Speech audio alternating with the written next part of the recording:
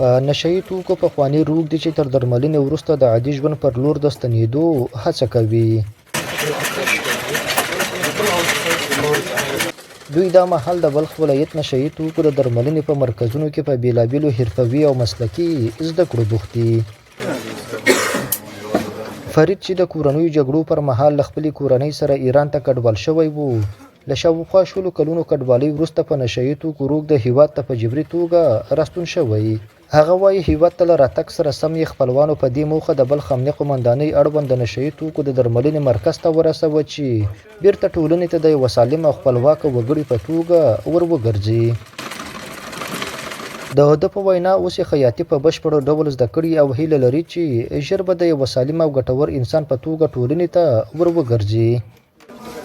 از ایران رد مرز شدیم آمدیم و اونجا مصرف میکردم، مواد مخدر مصرف میکردم، اونجا معتاد شدیم. 20 سال او دوران زمان طالبان رفته بودیم، خورد بودیم دیگه، اونجا زندگی میکردیم.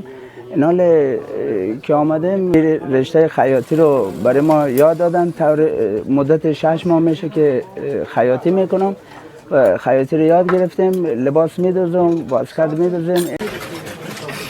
یوازې فرید نه بلکې د ده په څیر لسګونه نور پخواني روږدي هم شته چې تر درملنې وروسته په بېلابېلو حرفوي زده کړو بوخت دي. دوی وایي دغه مهارتونه نه یوازې د کار زمینه ورته برابروي، بلکې د دې لامل شوي چې پر ځان باور بیرته ترلاسه او له تیر ژوند سره مخه ښه وکړي.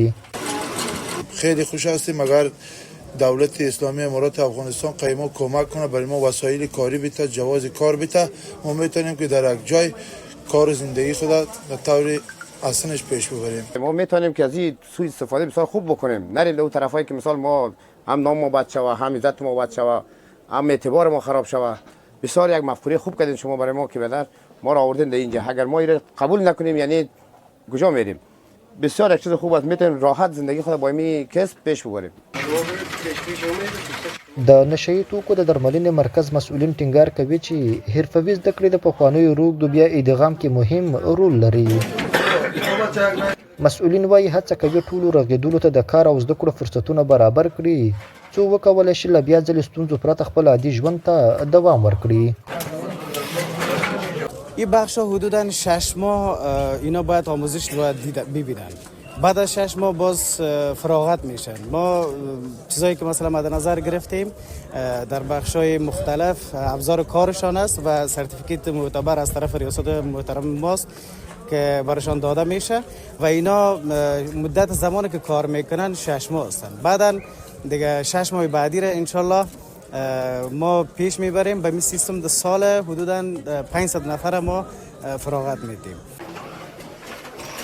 بلخوا د بلخ امنیه قمندانۍ د نشهیي توکو پر وړاندې د مبارزې مدیریت اړوند د روږدو د درملنې مرکز مسؤلین وایي د روان کال له پیله تر دې دمه له 5 شمالي ولایتونو په نشهیي توکو نږدې 3000 کسان راټول او درملنه یې ورکړې.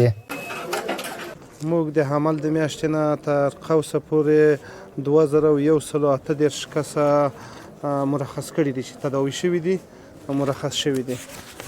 نو د عمل د میاشتې نه تر قوسه پورې 2614 کسه جمعوري درلودله. مزار شریف کې په نشهیي توکو روږدو کسانو د درملنې په دغه مرکز کې د حرفوي زده کړو 15 ټولګي د کار او ټولنیزو چارو وزارت له لوري جوړ شوي چې د مهال شاوخوا 250 کسان پکې د بېلابېلو کسبونو په زده کړو بوخت دي. امان الله عادل، حریت راډیو، مزار شریف.